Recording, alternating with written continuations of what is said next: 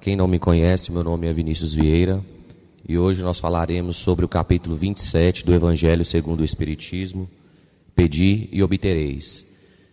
Este capítulo ele trata sobre a prece, sua eficácia, seus mecanismos. Nós daremos início com a leitura do Evangelho, parábola do fariseu e do publicano. Lucas, capítulo 18, versículos de 9 a 14.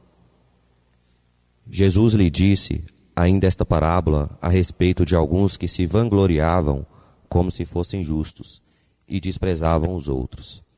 Subiram 2 homens ao templo para orar. Um era fariseu, o outro publicano. O fariseu em pé orava no seu interior desta forma: Graças te dou, ó Deus, que não sou como os demais homens, ladrões, injustos e adúlteros, nem como o publicano que está ali. Jejuo 2 vezes na semana e pago o dízimo de todos os lucros. O publicano, porém, mantendo-se à distância, não ousava sequer levantar os olhos ao céu, mas batia no peito dizendo: Ó Deus, tem piedade de mim, que sou pecador. Digo-vos, este voltou para casa justificado, e não o outro. Pois todo que se exaltar será humilhado, e quem se humilhar será exaltado. Graças a Deus. Para entendermos um pouco dessa passagem do Evangelho, é preciso que nós entendamos algumas figuras que foram descritas nessa passagem. Primeiramente, quem que era esse publicano? O publicano naquela época era o cobrador de impostos do Império Romano. Naquela época, os publicanos eles tinham uma reputação muito ruim, eles eram considerados avarentos, ladrões, corruptos, porque eles viviam da miséria do povo pelo fato de arrecadar um imposto muito alto para o Império Romano. Os fariseus eram ali os religiosos daquela época. E quem era o justificado? Justificado, trazendo para os dias atuais, é como se fosse o homem de bem. Aí Jesus traz essa palavra para nos abrir os olhos da seguinte forma. Ele traz a palavra para dizer quem estava se vangloriando e desprezavam os outros. O fariseu, quando ele foi orar no seu interior, ele ora como se fosse uma prestação de contas a Deus, porque naquela época, para ser um justificado, ele deveria seguir uma série de preceitos, uma série de normas para ser um homem justo. E ele, quando ele vai fazer isso, ele não pede nada a Deus, porque ele não tem nada a se pedir. Ele já fez. O publicano, porém, ele se volta para dentro de si, ele se reconhece como um pecador e ele faz jus à compaixão divina. Ele se minimiza perante Deus, diferentemente do fariseu. Então, quando nós formos fazer uma prece, antes de todas as preces, nós precisamos primeiramente fazer o quê? Olhar para dentro de nós, reconhecer o nosso tamanho perante Deus, olhar os nossos defeitos e assim pedir a Deus o que é importante para nós e não somente prestar contas. Jesus deixa claramente definido as qualidades da prece quando ele pede para que nós não nos colocamos em evidência. Eu assisti uma palestra recentemente que vai elucidar muito bem esse exemplo, uma palestra do senhor Haroldo Dutra Dias, que ele pergunta a seguinte forma: um repórter se dirige à Madre Teresa de Calcutá. E o repórter pergunta para a Madre Teresa da seguinte forma: quando a senhora está em prece, o que você fala com Deus? Aí ela responde: eu não falo nada, só escuto. Aí ele, intrigado com a resposta, pergunta para ela assim: tá, mas e o que ele fala com você? Aí ela responde: ele não fala nada, só escuta. Quando a gente percebe, quando ela responde isso, nós podemos entender o seguinte: ela está em profunda comunhão com Deus. Não há necessidade de palavras. ela estabelece um relacionamento de amizade. Quantas vezes nós falamos preces automáticas sem sequer entender uma prece? Então, o que nós devemos fazer antes de toda prece? Estabelecer essa comunicação com Deus. É um relacionamento. Ele quer nos conhecer. Ele conhece o nosso íntimo. Então é isso que Madre Teresa de Calcutá tinha naquela época. Uma relação de amizade. O Livro dos Espíritos, na questão número 658, ele traz a seguinte pergunta: a prece é agradável a Deus? A resposta mais ou menos mais ou menos da seguinte forma: sim, a prece ela é agradável a Deus, mas quando ela é ditada do nosso íntimo, do nosso coração, e não com a mais bela prece, com as mais belas palavras ditas, essas não são agradáveis a Deus, porque nós só falamos através dos lábios e não com o nosso coração. Então devemos pensar nisso. Toda vez antes de nós fazermos as nossas preces, na nossa preparação antes de vir ao templo, será que nós chegamos e vamos ali no pé do Cristo e fazemos uma oração rápida e já corremos para fazer o trabalho? Será que nós fazemos realmente a nossa preparação da forma correta? E o mais interessante, a eficácia dessa prece. Tudo o que nós pedimos é atendido. O que pedimos é o que se obtém? Devemos pensar nisso, porque às vezes muitas pessoas pedem e não têm a resposta. Marcos, no capítulo 11, versículo 24, ele fala a seguinte coisa: o que quer que perdides na prece, crede que obtereis, e vos será concedido. Obviamente que Deus vai conceder o que nós pedimos dentro de uma lógica de justiça, amor, merecimento e de um equilíbrio. Há leis que elas são imutáveis. Não adianta a gente pedir, por mais que nós peçamos, que não será nos atendido. Um exemplo disso, que eu pensei antes de vir para cá hoje, foi o seguinte: quando nós temos um ente querido, e esse ente querido está enfermo, já nos seus últimos dias de vida, nós geralmente pedimos para que esse ente querido seja curado. Mas existe uma lei natural.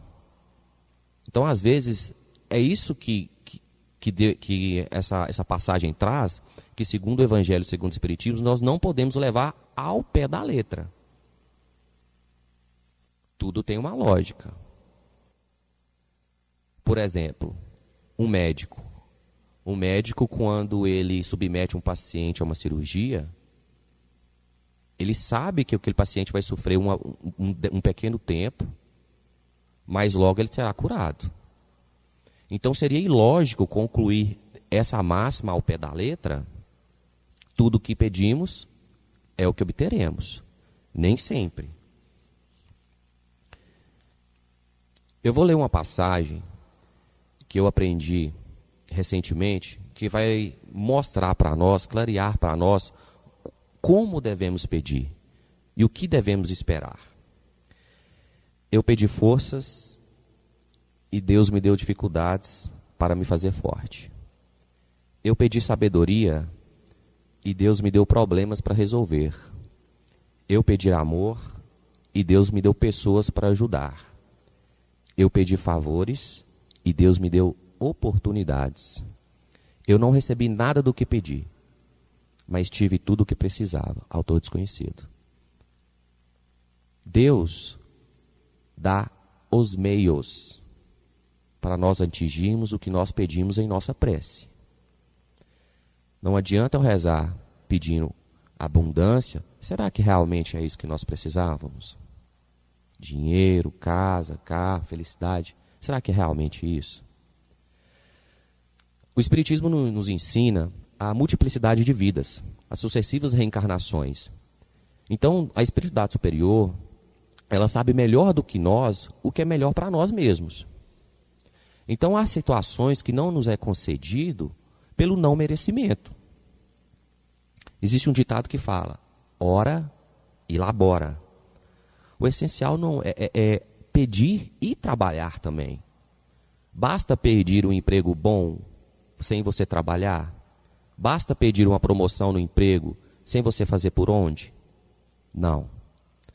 A eficácia, ela não está no remédio, e sim como o remédio é tomado. O problema não é da prece, é como ela é feita. Sempre, se ela não é feita com o coração, com o sentimento, e não fizermos por onde, nós não receberemos a graça. Essa prece ela não vai ser agradável a Deus.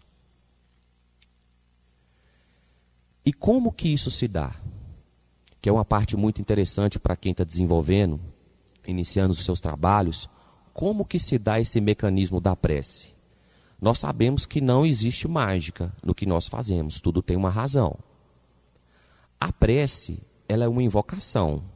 E por ela ser uma invocação, nós nos colocamos em comunicação mental com outro ser. Nós podemos invocar o ser ou nos colocar em comunicação mental com ele. Com a prece nós podemos fazer 3 coisas: louvar, pedir e agradecer. Eu vou dar um exemplo de como que funciona o mecanismo da prece. Imaginamos que todos os seres, encarnados ou desencarnados, estamos mergulhados em um oceano. Todos mergulhados. Esse oceano nós damos o nome de fluido universal. É através desse fluido e através do pensamento que nós estabelecemos uma corrente fluídica. Por exemplo, o ar é o veículo do som. Então pensamos, quando jogamos uma pedra no oceano, são formadas ondas. Essas ondas são pensamentos. Então, com o nosso pensamento, nós estabelecemos com o ser desencarnado ou encarnado, ou vice-versa, entre a Terra ou no espaço, uma corrente fluídica. É assim que se dá esse mecanismo. E quando nós pedimos os nossos mentores, os bons espíritos, nós estabelecemos essa corrente fluídica, eles vêm trazer para nós bons pensamentos, força moral, necessárias para a gente vencer o nosso dia a dia. Se a gente sai do caminho reto, nós pedimos ao nosso mentor para que voltamos ao caminho do bem e da justiça. É assim que é o mecanismo da prece.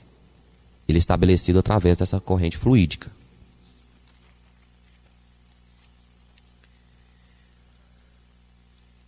Um ponto muito importante também, sobre ainda dentro da prece, nos trabalhos.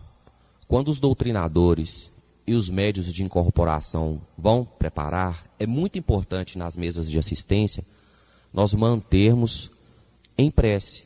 É uma das formas de nós nos mantermos conectados com os nossos mentores, para que essa corrente fluídica que se estabelece, ela seja a mais limpa possível, a mais perfeita possível, para que na transmissão de mensagens ou em qualquer outros trabalhos que foram desenvolvidos na casa, sejam feitos perfeitamente.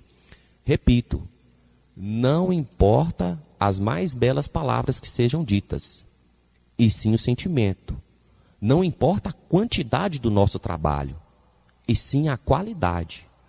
Antes de vir para os nossos trabalhos, nós temos que nos preparar, fazer as nossas orações. Uma coisa também que o Evangelho segundo o Espiritismo nos traz, que é muito importante, é a prece pelos mortos.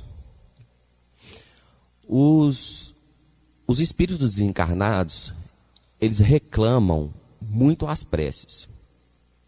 Por quê? Quando nós oramos por eles, eles não se sentem abandonados. Eles sabem que tem pessoas orando por eles. Essa oração tem uma ação direta, diferente para eles do que para nós. Ajuda eles, através do arrependimento, a seguir no caminho do bem, a querer evoluir. Então, sempre em nossas orações, não somente nas datas especiais, devemos também lembrar dos nossos entes queridos. Não é porque eles não se fazem mais presentes que também devemos esquecer eles com o passar do tempo. E hoje, como estamos falando de preces, eu gostaria de pedir a todos que ficassem de pé. Então lembra quando eu falei que na prece nós podemos louvar, pedir e agradecer? Pedir é a que a gente mais faz. De vez em quando agradecemos. E quase nunca louvamos. Então hoje eu trouxe uma prece, eu gostaria de ler para vocês, para depois a gente poder dar início aos trabalhos. Oração de louvor. Deus de eterna bondade, em prece de louvor entrego-te minha alma, sê bendito meu Pai em todos os recursos, ferramentas, processos e medidas dos quais te utilizasses a fim de que eu perceba que devo tudo a ti.